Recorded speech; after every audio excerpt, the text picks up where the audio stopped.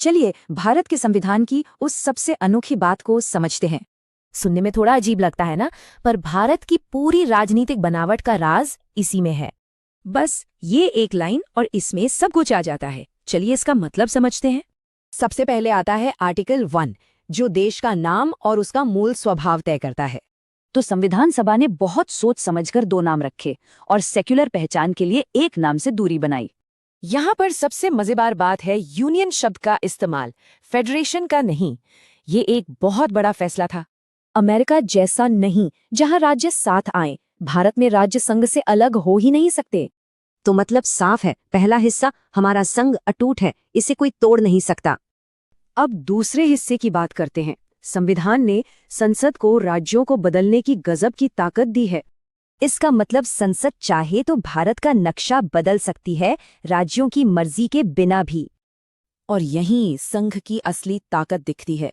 राज्य से पूछा जरूर जाता है, पर उनकी राय मानना जरूरी नहीं। ये तो हुई अंदर की बात। अब देखते हैं आर्टिकल 2, जो नए इलाकों को भारत में शामिल करने की शक्ति देता है।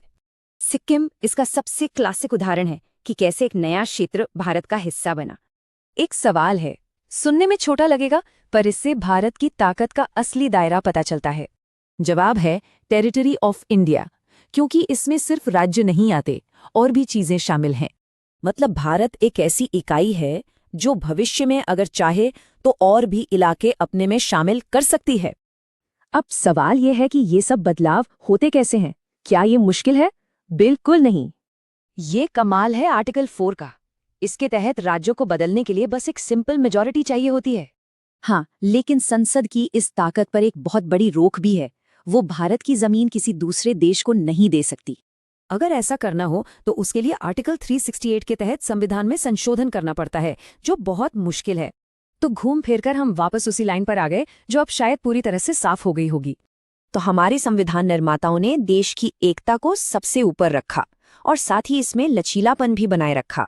ये शक्ति संतुलन 20वीं सदी के लिए बना था, पर क्या ये 21वीं सदी में भी उतना ही मायने रखता है?